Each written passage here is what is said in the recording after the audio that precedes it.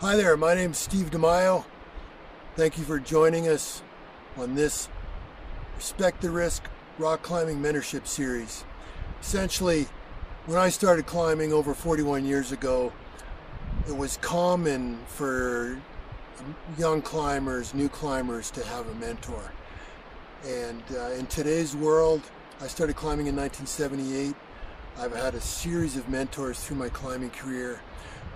One of the things that I see today is that folks, go to a climbing gym, they learn how to belay, they learn how to put a harness on, they learn how to lead climb, and often that's it. They're left to their own devices at the gyms, and then some of those folks enter outside. Of course, there are courses available, and I highly advise taking courses from qualified instructors.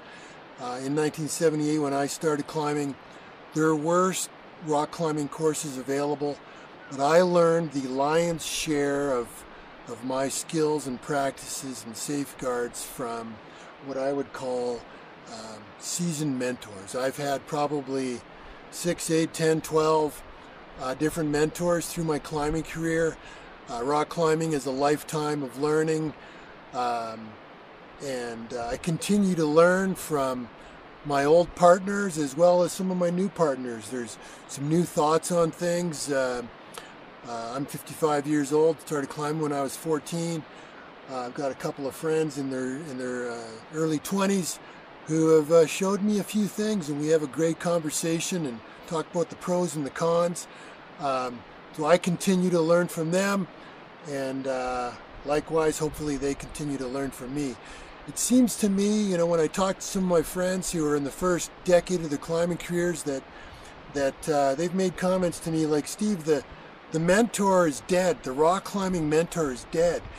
And so I believe that there's a gap there that needs to be filled by us guys in, the third and the fourth decade of our climbing careers. We're not climbing as hard as we used to because our bodies are falling apart. But there's a reason why we've lived long enough to for our bodies to fall apart. That's because we were probably doing some things right. And so I think there's a real opportunity here for a mentorship series like this to help people in the first decade or two of their climbing careers, the first year, the first 6 months, first few years, to hear it from somebody that, like myself, who's been around the block, a few times, seen accidents happen, sadly been involved in fatalities, not to get too maudlin here, but rock climbing is a risk sport. It is dangerous. There are a number of fundamentals that if you make a mistake on, you will be risking injury or death. Part of the reason why rock climbing is so much fun and it's so exhilarating is because it's dangerous. But we can't get complacent about that. It's absolutely essential for us to stay focused on the details, understand the limitations of our equipment, to know how to do know how to do the same thing several different ways, with several different pieces of equipment, or a minimal amount of equipment. You're up on a route somewhere, you're 300 feet up, 1,000 feet up, you drop your stitch plate. How are you going to belay? How are you going to rappel? Those kinds of things. None of us are immune to making mistakes as climbers. We need to be checking ourselves, we need to be checking our partners, we need to ask our partners to check us. Even in the last 6 months, I have made a mistake in my climbing tie-in at the gym. I just, tied into one loop. And my buddies caught me, Stevie, you're only into one loop. 41 years in, I'm not immune to making mistakes. We're human. So we got to check ourselves, double check, triple check, have our buddies check. And that's a culture, it's a philosophy, it's a way of climbing. And it's absolutely essential. What other comment do I want to make in the brief introduction to this series? As I said, I've had mentors.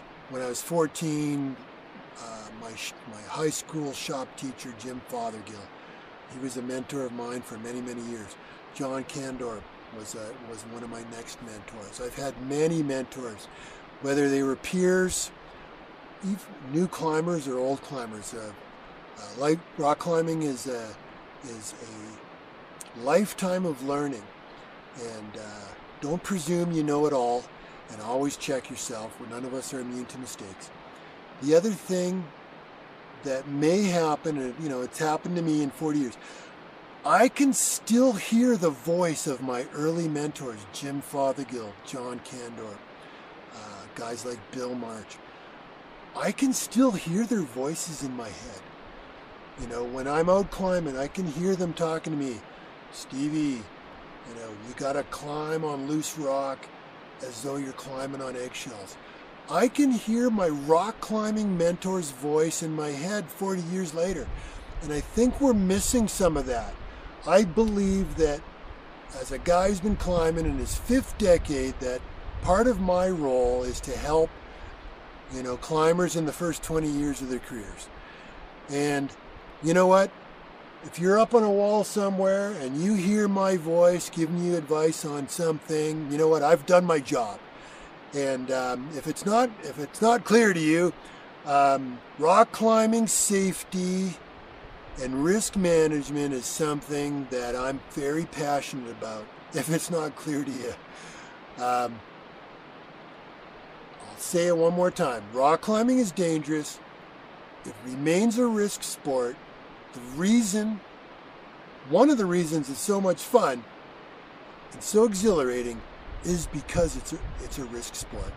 So be careful, pay attention, be deliberate, respect the risk, live to see another day, have fun. With that is what the Respect the Risk channel, the Respect the Risk Rock Climbing Mentorship Series is all about. Thank you for joining us, and I hope that these clips from the Rock Climbing Mentorship Series are worthwhile for you.